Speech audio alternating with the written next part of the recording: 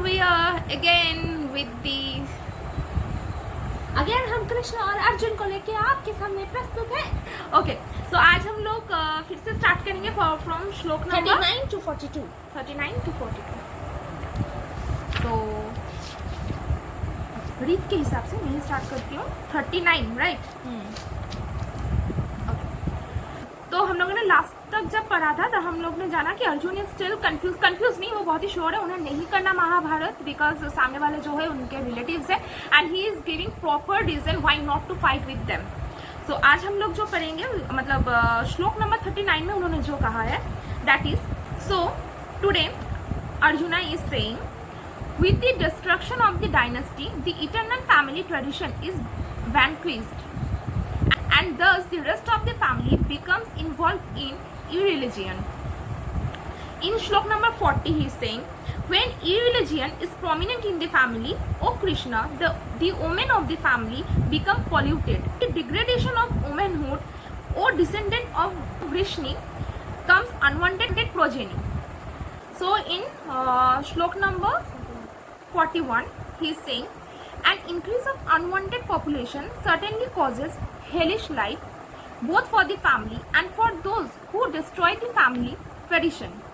The ancestors of such corrupt families fall down because the performances for offering them food and water are entirely stopped. In shlok number 42 he is saying, by the evil deeds of those who destroy the family tradition and thus give rise to unwanted children, all kinds of community projects and family welfare activities are devastated.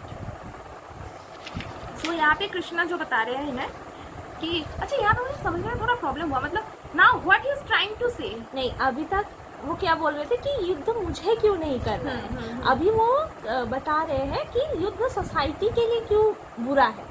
अगर महाभारत होता है, अगर war होता है तो ये society के लिए किस तरीके से बुरा है, क्या सीख मिलेगा। तो फिर तो इसमें क्या महाभारत के पहले से ही सब लोग मतलब जो मेन हमारे प्रोमिनेंट योद्धा है सब जानते थे कि इवन बोलते भी थे कि इस युद्ध में इतने योद्धा मारे जाएंगे कि भारतवर्ष में योद्धाओं का अकाल पड़ जाएगा।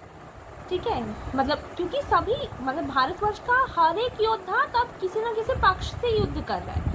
ठीक है, और ये इस युद्ध में सबको पता था दोनों ही जो टीम्स है वो बहुत ही स्ट्रांग है। कौरव भी किसी एंगल में कम नहीं है और पांडव तो है ही नहीं, ऊपर से उनके साथ कृष्ण है। ठीक है, तो यहाँ पे आप बता रहे हैं कि हम क्या करने के लिए यहाँ पे उपस्थित हुए, कुल का नाश करने के लिए उपस्थित हुए, क्योंकि मेरे सामने तो मेरे ही कुल के लोग हैं। तो कुल का नाश होने से क्या हो रहा है कि वो ठीक है, कुल का नाश होने पर सनातन कुल की परंपरा नष्ट हो जाती है। मतलब सनातन कुल परंपरा क्यों बोल रहे हैं, क्योंकि सभी तो जानते हैं कि हम लोग पृथ्वी का एक बहुत ही ओल्ड सिविलाइजेशन है। ये जो हमारी सनातन परंपरा है या कुल परंपरा है, हम लोग का होता नहीं गोत्र किसी न किसी, जैसे शांडिल्य गोत्र, गौतम गोत्र, कितने पुराने पुराने ऋषिज पर हमारे गोत्र आधारित होते हैं। तो ये जो कुल परंपरा है यही तो नष्ट हो जाएगी, क्योंकि मैक्सिमम कुल ही नष्ट हो जा रहे हैं। मतलब पिता पुत्र पोता सब एक ही युद्ध में खड़े हैं, तो नष्ट ही ना हो जाएगी कुल परंपरा। और इसी तरह शेष कुल भी अधर्म में प्रवृत्त हो जाता है। तो अभी जब युद्ध होगा अकाल पड़ जाएगा। ठीक है, क्योंकि युद्ध के बाद मैक्सिमम योद्धा मारे जाएंगे जिनके ऊपर कितने शायद बिजनेस डिपेंड करता है, कितने राज्य के राजा मारे जाएंगे, तो उसमें अकाल ही ना पड़ जाएगा, पूरी तो अव्यवस्था फैल जाएगी बुरी तरीके से। हे कृष्ण, जब कुल में अधर्म प्रमुख हो जाता है तो कुल की स्त्रियां दूषित हो जाती है।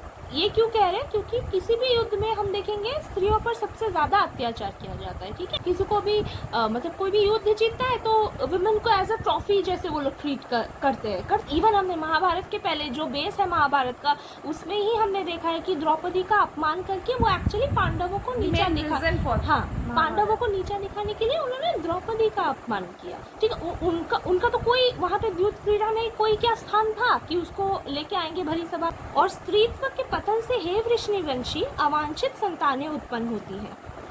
अवांछित संतानों की वृद्धि से निश्चय ही परिवार के लिए तथा पारिवारिक परंपरा को विनष्ट करने वालों के लिए नारकीय जीवन उत्पन्न होता है। ऐसे पतित कुलों के पुरखे यानी पितृलोक गिर जाते हैं क्योंकि उन्हें जल तथा पिंड दान देने की क्रियाएं समाप्त हो जाती है। तो यहाँ पे हम लोग का जैसे नॉर्मल हम लोग का रिचुअल होता है ना कि जैसे किसी के डेथ के बाद तर्पण क्रियाएं होती है, तो वो होते हैं ना कि बच्चे मतलब उनके कुल के परंपरागत लोग करते हैं। तो उसी रिचुअल के हिसाब से अर्जुन बोल रहा है कि कोई तो रहेगा ही नहीं तर्पण करने के लिए इस युद्ध के बाद, तब तो पूरा मतलब इवन पितृलोक को भी शांति नहीं मिलेगी। सोचो अगर एक युद्ध में दादाजी मर जाए, बेटा मर जाए, उसका बेटा मर जाए, जैसे जैसे लाइनेज वाइज डिस्ट्रक्शन हुआ है महाभारत में, ये तो द्वापर युग का सबसे बड़ा युद्ध हुआ है ना एक्चुअली, और उसके बाद ही द्वापर युग समाप्त होकर कलयुग का प्रवेश हुआ है। तो उसमें वही बोले कि कोई तो पिंडदान करने के लिए नहीं रहेगा, तब तो कुल परंपरा नष्ट ही हो जाएगी उसके बाद। जो लोग कुल परंपरा को विनष्ट करते हैं, समस्त प्रकार की सामुदायिक योजनाएं तथा पारिवारिक कल्याण कार्य विनष्ट हो जाते हैं। तो भारत जैसे एक बड़े देश को चलाने के लिए हमेशा से ही व्यवस्थाएं रही है, ऐसी सामुदायिक योजनाएं हैं, जो पारिवारिक कल्याण के कार्य है, वो सब वंश परंपरा के साथ विनष्ट ही होने वाले हैं। डेफिनेटली वो सब कुछ इम्बैलेंस हो जाएगा। तो अर्जुन वो होने से रोकना चाह रहा है। अभी देख लेंगे कि कृष्ण मानते हैं या नहीं, सब तो उन्हीं की डिसीजन पे निर्भर होता है। प्रॉपर 1 by 1 रीजन, मतलब मत करो, दिस इज नॉट राइट। मतलब वो पूरा मेंटली फिजिकली प्रिपेयर्ड है, मुझे नहीं करना है। बट लास्ट यहाँ पे भी अर्जुन ने बहुत ही मतलब अच्छा रीज़न दिया है। अब हम इसे एक नेगेटिव वे में भी सोच सकते हैं, पॉजिटिव वे में भी सोच सकते हैं, पर जब उन्होंने ये सब कुछ कहा, आई थिंक इसका प्रॉपर मतलब उन्होंने जो डिस्क्रिप्शन दिया है दैट थिंग इज मतलब प्रॉपर है वो, मतलब अर्जुन यही कहना चाह रहे कि सिर्फ मैं युद्ध नहीं करना चाह रहा हूँ, ये जो नाम मैं कह रहा हूँ ये सिर्फ अपने लिए नहीं कह रहा हूँ, मैं समाज सोसाइटी के लिए कह रहा हूँ, पूरे भारतवर्ष के लिए। सब कुछ इम्बैलेंस हो जाएगा इस युद्ध से, मतलब ये उन्हें तब लग मतलब he is feeling that at that time. So okay, मतलब रीज़न तो काफ़ी अच्छा दिया है, अभी तक कृष्णा ने कुछ भी नहीं बोला है। सो वी विल लर्न, मतलब we will get to know in the next shlokas कि अर्जुन ने फिर क्या कहा, कृष्ण ने एज जवाब में क्या उन्हें बोला। So that's all for today again, and see you in the next video.